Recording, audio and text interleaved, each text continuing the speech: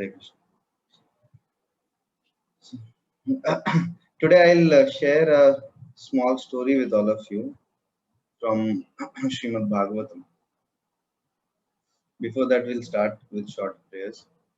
Om Ajnanatimirandharasya Jnananjana Shalakaya Chakshurunmilitam Yena Tasmai Shri Guruve Namaha.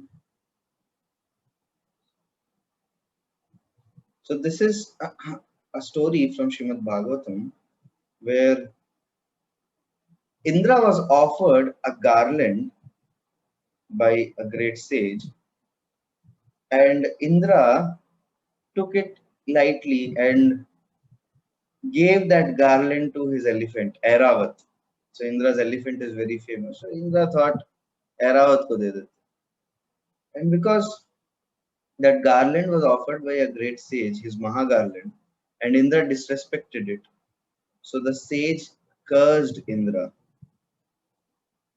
And in this way, Indra, after having some curses, had to give up the post of Indra. So the person who was sitting on the post of Indra, because of the curses, had to give up the post of Indra and uh, give it up for some time and repent for his sins. While the post of Indra was vacant, there was one personality called Nahusha who was offered this post. So Nahusha was not qualified for this post actually.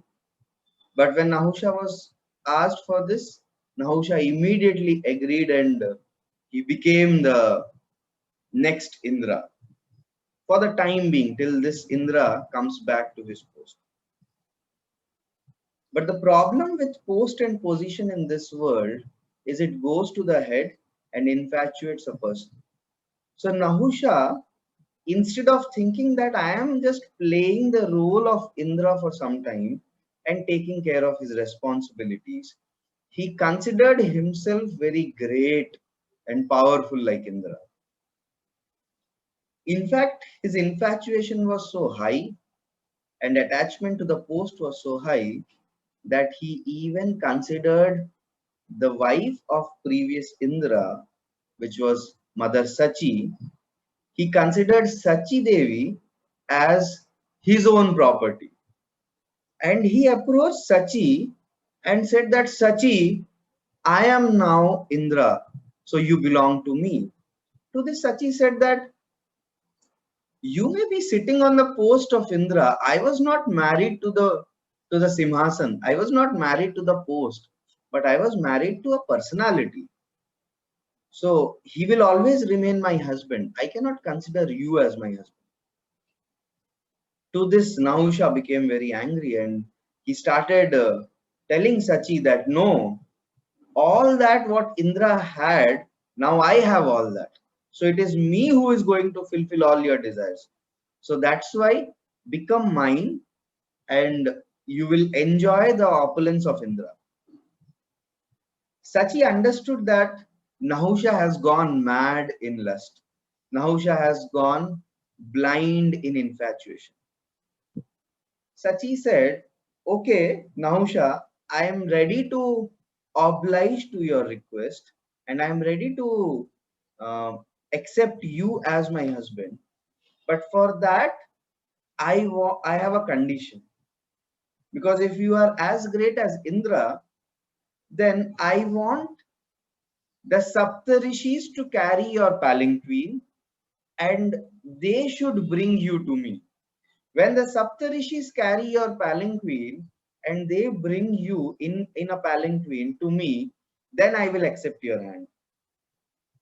Nahusha became very happy that he thought that, oh, Sachi will be mine. I just need to order the Saptarishis, carry the palanquin, and in the palanquin I'll be sitting and take it to Sachi.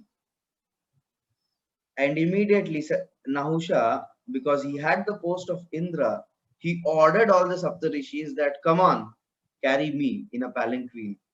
to my uh, favorite Sachi. And then Saptarishis immediately understood that this man has become mad in pride, and that is why he is ordering the Saptarishis in this way. But because he was on the post of Indra, so Saptarishis obliged to the request and carried the palanquin. So when the Saptarishis were carrying the palanquin, interestingly, what happened was, because Saptarishis are all sages in pure goodness, so they were carrying it quite smoothly and easily and slowly. And Nahusha was mad in lust and pride. He was wanting to reach Sachi as fast as possible. For him, every moment appeared to be like more than 12 years. That separation, he was not able to tolerate that feeling of intense desire. And he told the Saptarishis, go fast, go fast. So in Sanskrit, there is a word sarpa. Sarpa means fast, and sarpa also means snake. And Nahusha started shouting loudly on the Saptarishis, Sarpa, Sarpa, don't you understand Sarpa? And the Saptarishis, they had so much Brahma Tejas, they had so much mystic power. The Saptarishis looked at Nahusha, and now the Saptarishis threshold had reached. So then they cursed Nahusha that you foolish Nahusha, you think that you can order us, and you are so mad with pride and lust, pride of the position of Indra and lust to enjoy Sachi, not even understanding that she is not your property and is wife of somebody else, and you are making Saptarishis the carriers of your lust and pride. And that too, you are not satisfied with Saptarishis carrying, but you are so infatuated that you are shouting on us in anger and saying, Sarpa, Sarpa, now become Sarpa. So Nahusha immediately fell down from the palanquin because of the curse of the Saptarishis, and Nahusha became a snake. So what happened after this? It's a long story, but this is what is the highlight of the story, that Nahusha became a Sarpa. So in Gita, Krishna says a very beautiful shloka. The problem with Nahusha was that he was not qualified for something and he accepted that privilege. Similarly, in this world, everybody needs to do a strength and weakness analysis. What am I good at? What am I weak at? So where I am weak, I should not just give up, leave away my senses in my weak areas. Just like in cricket, a cricketer knows that if I am weak at short balls, he will allow that to go. Or if he is weak at the slip area, he will allow some balls to go. So a cricketer plays every ball on its merit. If the ball is supposed to be hit and it's a run scoring ball, he will hit it. If it is not a run scoring ball, if it has to be left, then he will leave it. So scriptures tell us that each one of us should do a self analysis of ourselves, that what am I weak at, what am I strong at. So where we are strong, we can do wonders, we can achieve a lot of things. But where we are weak, we have to be very, very careful. So someone can be weak with opposite sex, someone may be weak at internet, someone may be weak in gossiping. They may end up wasting time. For a man who is addicted to liquor, if he is crossing by a liquor shop, that is his weakness. So everybody has to analyze his own weaknesses.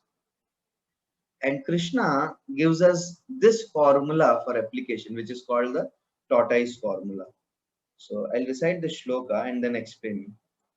Yada samharate chayam kurmo angani va sarvasha indriyanindriyarthebhyas tasya pragya pratisthita यदा संहरते चायं कूर्मो अंगानि सर्वशः इन्द्रियाणीन्द्रियार्थेभ्यस्तस्य प्रज्ञा प्रतिष्ठिता.